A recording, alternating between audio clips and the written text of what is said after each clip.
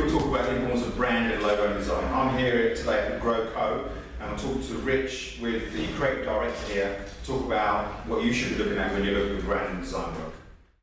So, hi Rich, so the Grow Creative Company, what do you do here? We're a branding and creative design company. We build brands and logos and websites for small and medium-sized companies, really help them get noticed in the public sphere, whatever they need, promotion-wise, just getting their name out there, we can help them with that. You talk about design and branding, and I speak to a lot of designers and creatives. How important is it to running a business? For many of us, it's really important. I mean, it's synonymous now. I think a brand is synonymous with a business. It encompasses everything that you do in your business life from the moment you get up. So whether it's the way you answer emails, it's the logo, of course it is, and your corporate stationery and website and things that go along with that. But it's not just that, it's things like cups. Here we've got cups that are in our corporate colour, we've got TV screens that have all the logos blasted all over them. So it's basically having a consistent approach and a consistent look and feel to everything that you do within your business. Now, I meet a lot of businesses, and people got different opinions about brand and design in terms of the importance it plays in their business. There are so many options now with the internet in terms of how you get your design and branding done. You've got Fiverr.com, you've got 99 Designs, and the plethora of other websites. Do you think they have a place in the market? I'm not going to take work away from some kid who's in Malaysia or India who's charging £5 for a logo. If that's what you want, if that's your thing and you only want to pay that, then that's absolutely fine for you. But let me ask you this, if you were a carpenter, would I go to a carpenter and say, I want to make a really rubbishy, cheap piece of furniture? No, the carpenter will tell me, no, go away. So really, if you're going to come to us and you're going to expect to be getting something really good, something quality, real bespoke craftsmanship, artwork, web design, stuff that is really going to make you look bigger and better than you could possibly hope to achieve somewhere else. Can you give us an example of some of the designs and brands that you admire, that we might be familiar with? I mean, anyone that's really doing something different, so whether that's your Starbucks or your Apple's, your big sort of companies, to sort of more smaller companies, like the companies that I'm working with at the moment. There's one that's producing a load of super powders that's where they help energise people, get them going in the morning. And the stuff they're doing, the stuff they've got in mind is just really out there, and it's really different and it's really funky. And that's been doing something different and doing something clever and imaginative. That's where it's at these days. So when you mentioned this brand you're working on super, can you give us an example of how do you start about trying to create something for the one that you mentioned? Yeah, I mean, it starts with the name. So we went through a whole naming process with them, figured out certain elements that they were influenced by. This particular company, they've got influence from overseas, so there was bits and pieces we brought in from that. So we took influence from South America, for example. There was lots of different bits and pieces you pull together, and you put them together and mash them up, and hopefully you create something that's congruent and that looks good when it's worked together. If you get a business come to you and they've got a name, they're a startup, and your instinct is that name doesn't suit, how do you go and try, okay, well that's the name they want and we'll try and create something around it? Or do you have a conversation around maybe re-looking at the name? Yeah, absolutely. I mean, there are reasons why people have names. They pick them because of maybe family members, for example, is often quite often the case.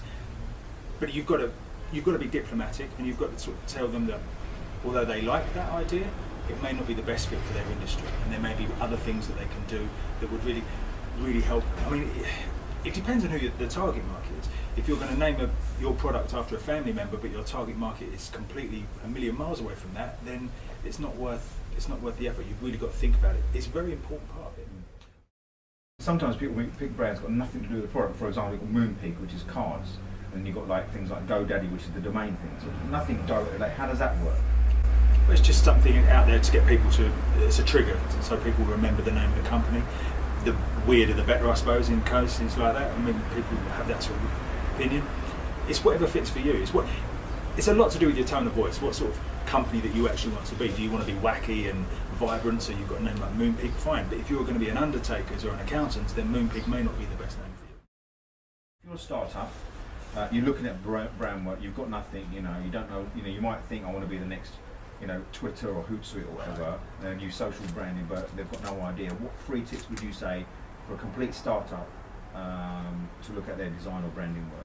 You've got to be realistic, both in terms of what you can achieve, what you want to achieve, your budget, you know, how well your product is going to be received by the audience. So it's all well having big dreams and thinking big, and I do believe in thinking big, and you know, you've really got to push yourself out there, but also have one foot in reality. You know, recognise your limitations. Being creative, obviously, like I just mentioned, doing something different, doing something really funky and vibrant, something that's really going to connect with your audience. You've got to engage with the audience. That's the main thing. So you really need to, whether you're going to make them laugh, whether you're going to make them cry, they need to have an emotional reaction to your products or your services. And that's really, by engaging with the audience in the most streamlined and efficient way that you can, it's got to be the thing to do. How important are colours in when you're looking at a style of rock, design work or brand? You know, there's a certain industry suitable to certain colours? Is it to do with the product, the service? How does that work? I don't think it's an industry. I mean, yeah, there are industries that tend to stick to certain colours. We mentioned accountants, and they tend to be quite sort of formal, darker colours. But these days, you know, whatever. Again, it comes back to your tone of voice. What sort of company are you? Are you a really sort of vibrant, funky, disco-y kind of company, and you're going to want bright neon colours, or are you sort of more rustic, and it's going to be sort of like these sort of earthy tones and neutral tones? You know, it's down to you as an individual, and down to what sort of persona that you want your company to portray. What about free tips for someone who's looking to rebrand? So they've already got a brand, they've already got a look. You know, you see sometimes Pepsi, they rebrand their thing, and you see other high street, well-known brands. If you're a relatively unknown but established brand, how does that work? Do you completely rejig it, completely new? What do you do? How do you go about doing that? Well, don't underestimate the competition that's coming up, because there's new companies being formed all the time, and the kids that are coming up and they're creating their companies, they've really got their finger on the pulse. They know their social media, they know what brand is instinctively, far more so than the older generation may do. So if you're not really on the ball, you could get blindsided by it and get wiped out. They need to be adaptable. You know, they have to be willing to make a change.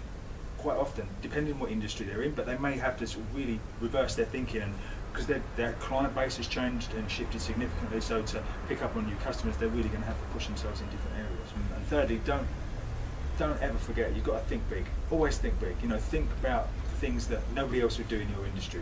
Go for that full length thing. Go big.